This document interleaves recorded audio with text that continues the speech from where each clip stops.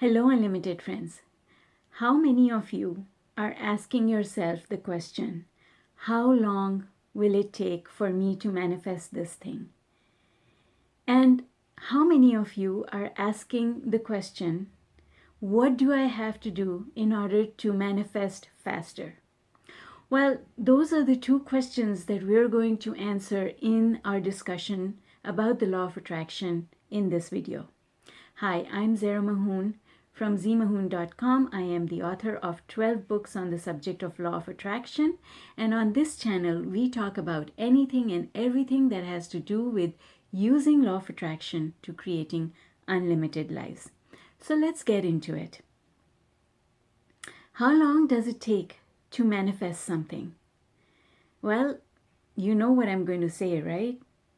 It's different depending on the person and depending on the subject, because every individual is unique and their desire for the thing that they want to manifest is also unique. So before we go any further, let's lay the basis for our discussion. And that basis depends on two things. One is emotion, and the other one is momentum. Those are the two elements that determine how fast something will manifest. So I'm going to use my board to explain what I mean with momentum. Everything has a momentum or speed.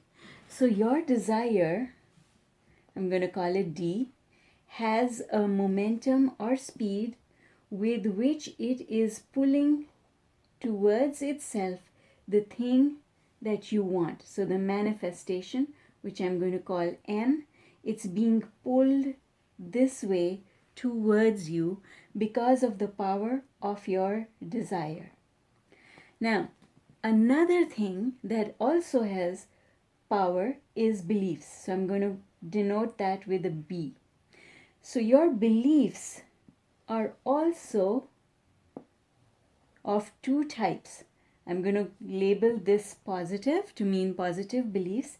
Your positive beliefs are also pulling this thing that you want to manifest towards you. But there's another type of belief, and that is a negative belief. Your negative beliefs are pushing this thing away from you. So it's really simple math. Which one of these is stronger? A combination of this and this, or this? So it's simple math. If we just give each one of these a number ranging from 1 to 10, so I'm just going to use a different color marker here. So let's say your depth of your desire, how much you want this thing. Let's say that that is a 10 out of 10. And your positive beliefs about your capability to manifest this, let's say that your positive beliefs are a 5 out of 10.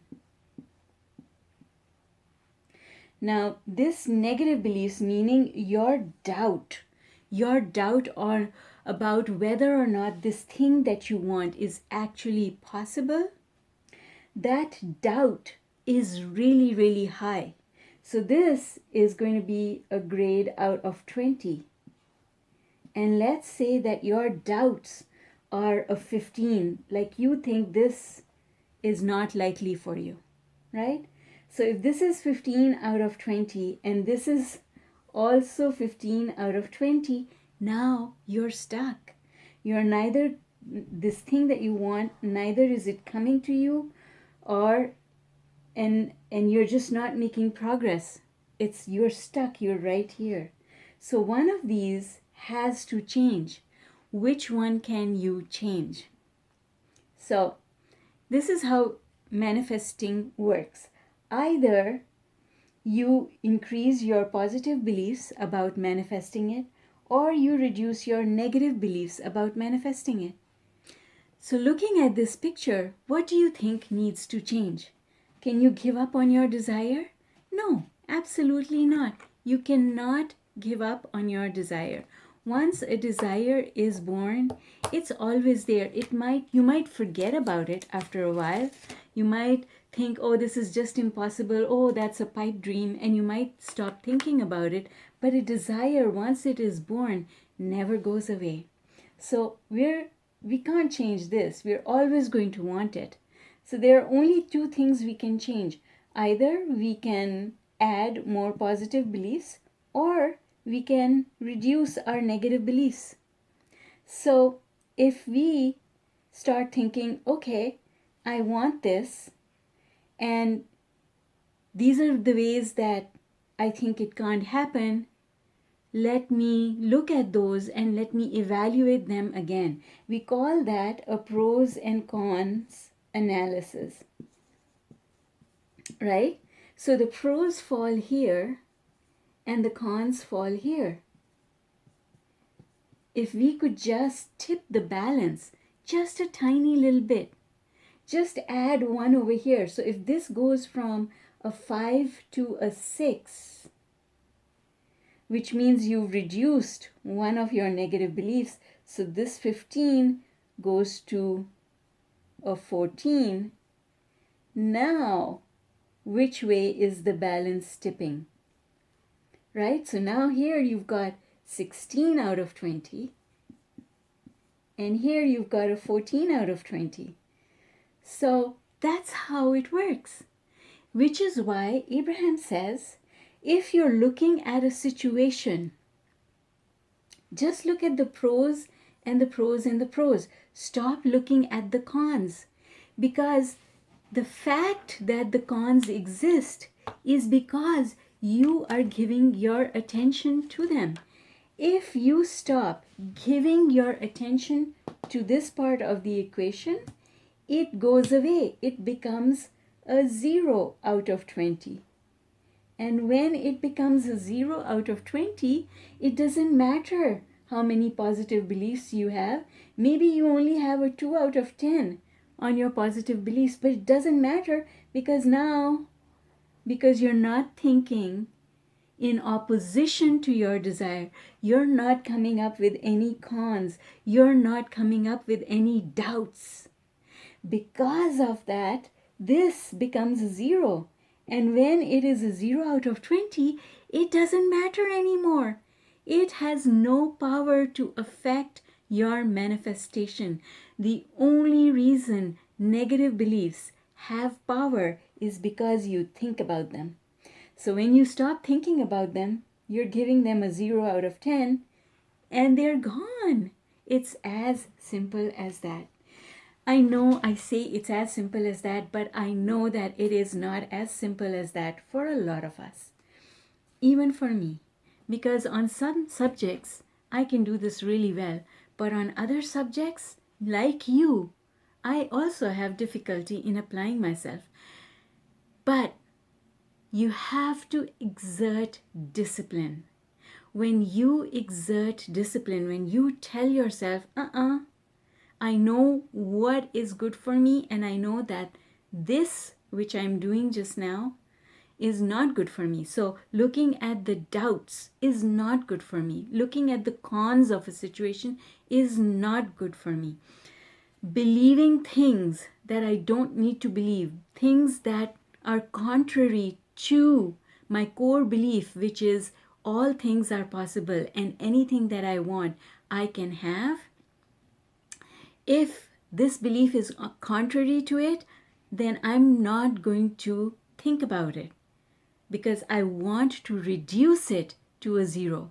Because when I reduce it to a 0, by not giving it my attention, it no longer influences my outcome.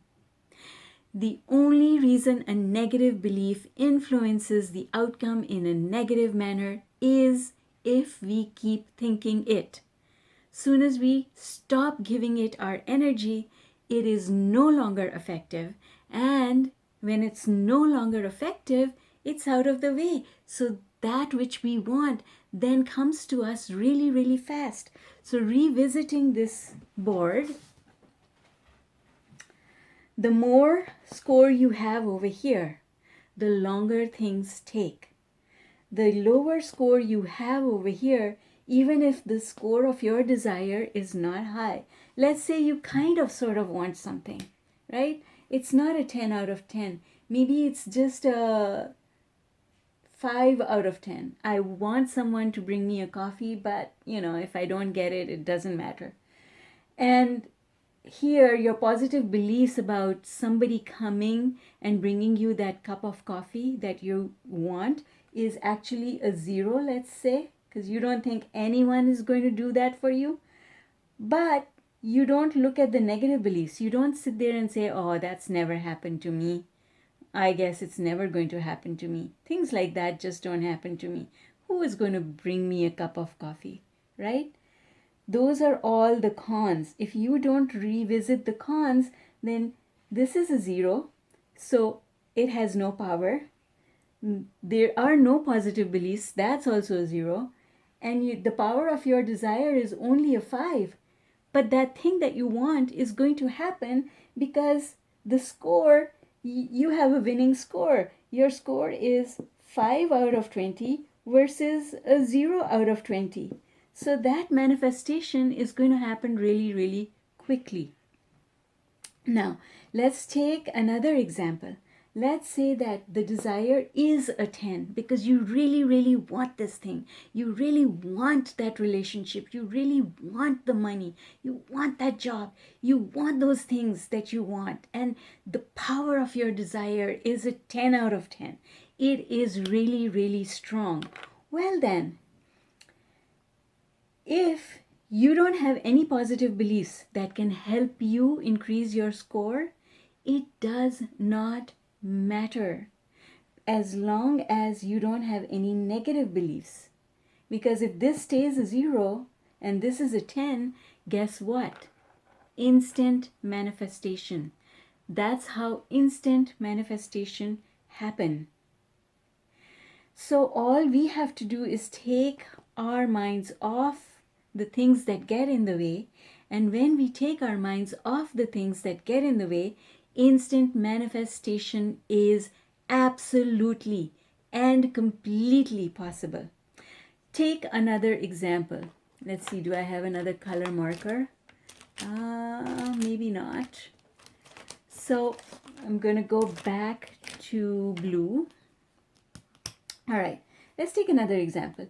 Let's say that you do have a lot of negative beliefs. So this is actually a 20 out of 20. You just think that this thing that you want cannot happen at all, which means that your positive beliefs are a 0 out of 10. Right? And over here, your desire is still a 10 out of 10. So what's your total score now? Well, your total score now is a 10 out of 20. And over here, it's a 20 out of 20. See, now this cannot happen. And it's going to take a very long time because what happens is with time, what happens is you stop looking at these negative beliefs. So slowly, when you get off the subject, so let's say it's a relationship that you want. It happens to people who want to get pregnant a lot. When they stop thinking about getting pregnant, when they stop wanting a baby, they haven't stopped wanting the baby. They've just stopped going and asking again and again for the baby. So what happens is then the baby comes. Why? Because now this is still 10 out of 10, but because they're not asking anymore, they're not activating the negative beliefs anymore. Because they're not activating the negative beliefs anymore, with time, those negative beliefs go down to a 0 out of 20, and the desire is still where it was at a 10 out of 20, and so now this must happen.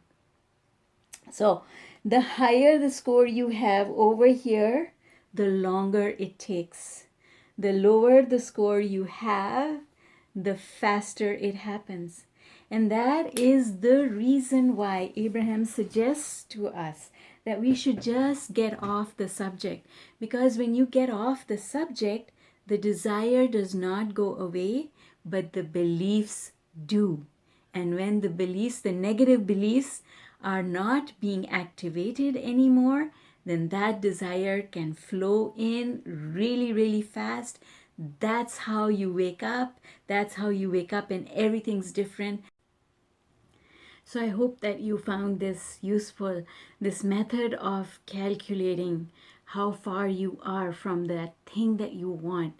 I call this the expectancy rating, and it is derived from a course that I teach called the Heart and Mind Alignment Method.